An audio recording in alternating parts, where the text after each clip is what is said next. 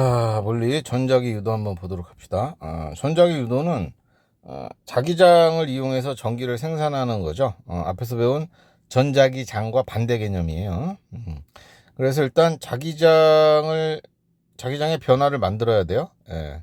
코일 근처에서 자석을 움직이거나 자석 근처에서 코일을 움직일 때, 즉 자기장의 변화를 만들 때, 이때 전류가 유도가 되는 현상입니다.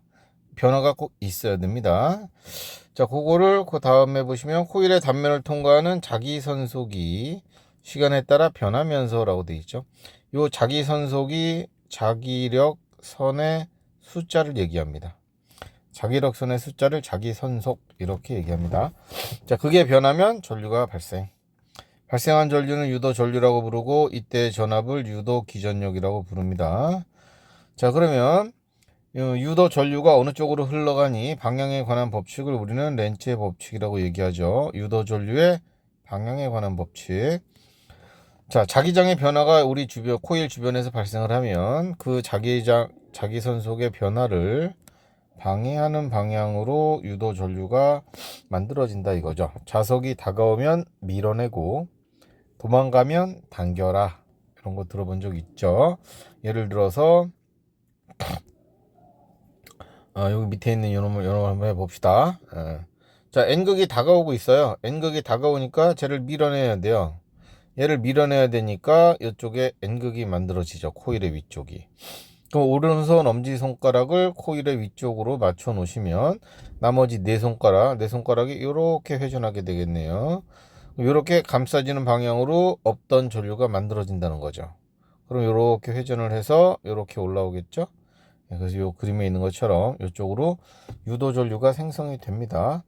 다가오니까 밀어낸 거죠. 마침 N극이 다가왔기 때문에 밀어내려면 N극이 유도가 된 겁니다. 자, 이렇게 하시면 되고요.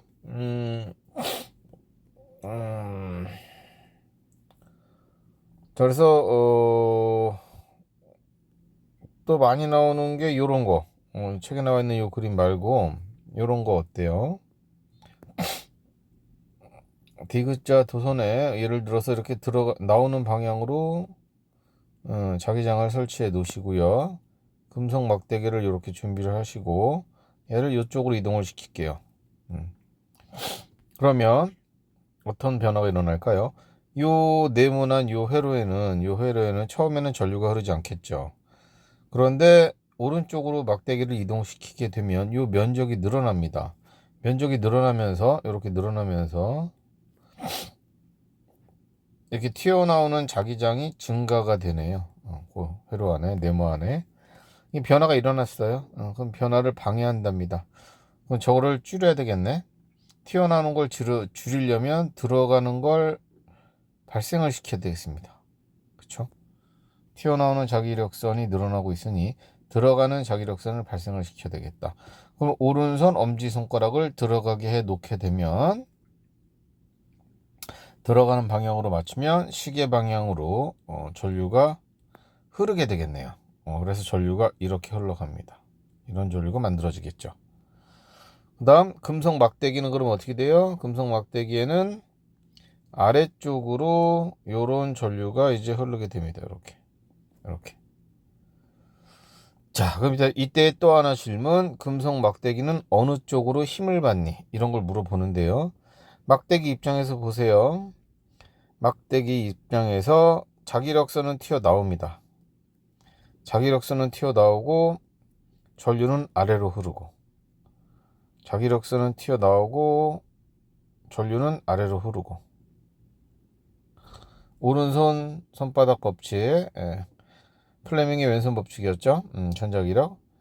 자기력선을 위로 올리고 엄지손가락을 전류로 맞추시면 이쪽으로 힘의 방향이 만들어지죠.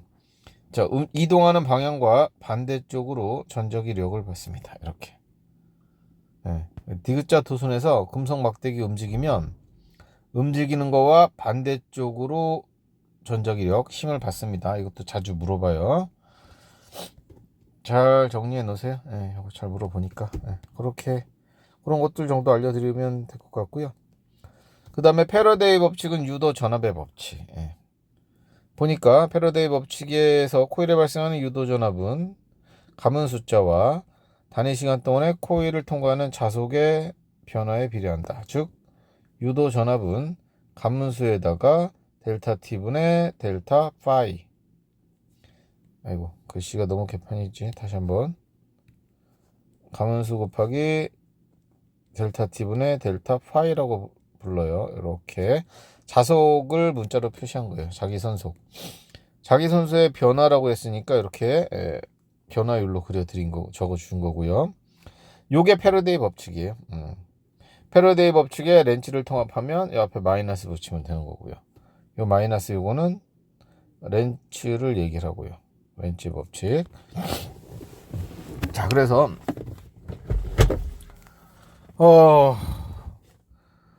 전압을 크게 하려면 가문수를 늘리시면 되고요. 그 다음에 자석을 센 걸 쓰시면 되고요. 센 자석 쓰시면 되고요. 자석을 빠르게 움직이면 됩니다. 센 자석을 쓰거나 빠르게 움직이면 여기 이 부분이 늘어나는 거고요. 가문 숫자는 뭐 이 부분이 늘어나는 거겠죠. 이러면 이제 전압이 더 커지더라. 근데 요 식에서 식을 하나 더 적어주면 좋아요. 조식은 이렇게 바꿀 수가 있어요. 이렇게 바꿀 수가 있거든요. 자속하고 B는 자기장의 세기, A는 면적인데요. 자기장의 세기는 단면적분의 단면적을 통과하는 자기력선의 숫자. 이런 식으로 표현되거든요. 이게 자기장의 세기거나 일반식이에요. 그래서 자속은 자기장의 세기 곱하기 단면적 이렇게 놓을 수 있잖아. 그러니까 이 식을 여기다 대입을 한 거죠. 여기다. 그럼 식이 이렇게 바뀌죠. 요거 잘 보시면 어디다가 저 식을 갖다 이해할 때 쓰시냐면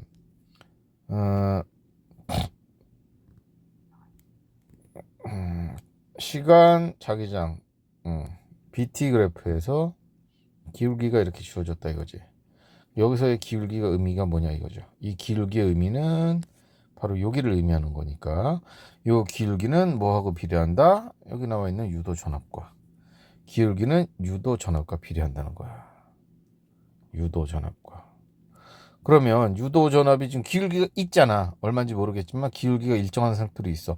유도 전압이 일정해. 그러면은 요 그래프는 다시 시간 유도 전류 그래프로 바꿀 수 있어요. 어떻게? 유도 전압과 유도 전류는 비례하니까요. 기울기가 일정, 유도 전압이 일정, 그럼 유도 전류도 일정. 이런 식의 그림이 된다 이거죠. 이 기울기가 양이라면 이런 식으로 맞춰주면 되겠습니다. 아셨습니까? 그래프 가지고 물어볼 때 뭐 이제 물어보고요. 그 다음에 4번은 역학적 에너지 얘기가 나왔구나. 뭐 자석이 떨어질 때 플라스틱관을 통과할 때는 전작 유도가 안 돼요. 그래서 그냥 쭉 떨어져요. 역학적 에너지가 보존이 되거든요. 근데 알루미늄이나 구리관에 떨어질 때는 어떻게 된다? 네, 자석이 다가오면 밀어야 되잖아요. 전작 유도에 의해서. 얘네들은 전류가 통하는 물질이니까. 자, 그래서 떨어지는 자석 아래쪽으로 중력이 작용하고 있는데 얘가 다가오면서 밀어내요. 위쪽으로 자기력이 발생. 그래서 알자 힘이 줄어들어요. 알자 힘이 줄어든단 말이에요. 반대쪽으로 힘이 작용하면서. 그래서 역학적 에너지가 감소합니다. 감소된 역학적 에너지는 어디로 갔니? 전기 에너지로 바뀌어요. 그래서 이쪽에 네오디뮴이나 뭐 구리 같은 경우에 뭐 자석이 다가오게 되면 유도 전류가 뭐 이쪽으로 발생을 하건 일로 발생을 하건 극에 따라 다르겠죠. 이런 식으로 유도 전류가 발생을 합니다. 근데 발생하는 게 전류의 전기 전도성이 구리가 더 크니까 구리가 더 밀어내는 힘이 클 거예요. 그래서 떨어뜨리게 되면 구리가 가장 늦게 떨어집니다. 여기 있네요. 구리가 가장 늦게 떨어진다 이런 얘기가 나왔죠. 아시겠어요? 플라스틱관에 떨어지는 놈은 이런 식으로 시간 속도 그래프에서 중력과 속도 9.8 요거 그대로 가는 거고요. 얘네들은 그렇지 않다는 거예요. 시간 속도 그래프 그리면 기울기가 줄어야 돼요. 가속도가 줄어요. 가속도가 줄어 이렇게 줄어. 이런 식으로 줄어든다. 그래서 늦게 떨어진다. 구리건이 뭐 더 많이 꺾이겠지 뭐. 처음에 갔다가 더 많이 꺾이겠지. 이런 식으로. 자, 어찌됐건 그 정도 보시면 될 것 같아요. 전자기 유도가 일어나면서 에너지 일부가 뭘로 바뀐다? 전기 에너지로 바뀐다. 역학적 에너지는 보존되지 않는다. 전자기 유도가 일어날 때. 자, 심화 과정에 있는 건 코일에 의한 전자기 유도인가요? 이거는 이런 얘기죠. 1차 코일, 2차 코일을 준비하는데 1차 코일에 스위치를 갖다가 연결을 했네요. 전압이 있고 여긴 2차 코일엔 전압이 없어요. 전류가 이렇게 흘러가겠죠. 전류가 이렇게 넘어오겠네요. 넘어오면은 이쪽이 N극, 이쪽이 S극이에요. 지금 갑자기 없다가 N극이 갑자기 생겼어요. 그럼 2차 코일 입장에서 깜짝 놀라죠. 없던 N극이 생기니까 어이 새끼야 막아야 돼. 이쪽에 N극이 유도가 되고 이쪽에 S가 유도가 됩니다. 자, 그러면 오른쪽에 N극이니까 전류가 넘어가게끔 발생을 할 것이니 이런 전류가 흘러가겠네요. 이러한 유도 전류가 만들어지는 거죠. 언제? 스위치 붙였을 때만 순간적으로. 네. 붙이고 나서 조금 지나고 나면 N극이 원래 있던 식이 돼버리니까 이제 변화가 더 이상 일어나지 않죠. 전류가 흐르지 않아요. 딱 연결했을 때만 잠깐 전류가 흐릅니다. 그 다음에 또 뛸 때 전류가 흐르겠죠. 또 그때 변화가 있는 거니까. 그러니까 요런 경우에는요, 요런 직류 전기 연결해 놓고 2차 코일에 유도 전류 만들 때는 스위치를 붙였다 뗐다 계속 반복을 해야 돼요. 다다다다. 그러면 이쪽에 전류가 만들어지겠죠. 근데 그때 만들어지는 전류는 자, 스위치 띄면은 N극이 갑자기 사라져. 도망가는 거하고 똑같아. 그러면 뭐가 만들어져야 돼? S가 유도가 돼야지. 잡아당겨야 되니까.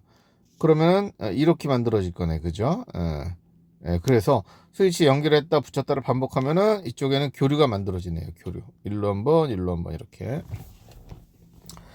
자, 자네 우리가 스위치를 갖다가 조작하기 싫으면 여기에 교류가 오면 돼요. 교류가 오게 되면 이쪽은 알아서 교류가 또 이쪽에서도 만들어지겠죠. 자, 그래서 발전소에서는 어쨌든 교류 전기를 생산하고 있는 거예요. 자, 이런 샘플 나와 있고요. 이러한 전자기 유도의 이용을 보시면 뭐 대표적으로 발전기 나와 있네요. 전기를 생산하는 거잖아요. 그러니까 먼저 운동 에너지 돌려야 돼요. 힘을 줘서 물체를 돌리고 너가 1번이에요. 그러면 그거에 맞춰서 여기 선의 전기가 생산이 되는 거죠. 발전기. 에너지 전환 과정이 운동 에너지를 뭘로? 전기로 바꾸는 겁니다. 전동기하고는 반대예요. 그 정도 그냥 보시면 되고요. 전자기 유도의 다양한 이용은 앞에서 배운 1차 코일, 2차 코일 얘기네요. 이것도 1차 코일, 요거 2차 코일, 1, 2차 코일. 그러니까 이 송신 코일의 1차 코일에는요, 교류가 흘러야 돼요, 교류. 교류 흐르게 해주면 알아서 이쪽에 전자기 유도가 되면서 충전이 되겠죠. 인덕션 레인지도 마찬가지예요. 다 똑같은 거고요. 무선 통신, 근거리 통신, 뭐 RFID, 포스트 카드 같은 거 다 똑같은 얘기입니다. 자, 1차 코일과 2차 코일을 준비해서 1차 코일에 교류 전원을 공급하고요. 그거에 맞춰서 2차 코일에 유도 전류가 생성. 이렇게 이해해 주시면 되겠습니다. 각종 센서도 뭐 마찬가지 개념이고요. 좀 보시면 되고, 뭐 차이점? 굳이 차이점이라고 하면 뭐가 있을까? 여기 센서들을 보니까 이것도 코일 있는 거 똑같고, 자동화 차단기 앞에는 전류가 흐르는 코일이 매설되어 있다. 그렇구나. 여기에 코일을 지나가면 자동차에 유도 전류가 흐르게 되고, 이것도 어쨌든 1차 코일, 자동차가 2차 코일 이런 개념이군요. 전기 기타는 뭐예요?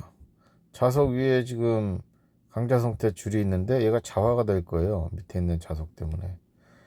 기타 줄을 튕기면 요 코일, 밑에 코일 있죠? 코일하고 거리가 달라질 거 아니에요. 왔다 갔다. 자기장의 변화가 생기니까 유도 전류가 생성되네요. 요거는 자석을 이용한다는 개념입니다. 요거는 자석을 이용한다는 개념.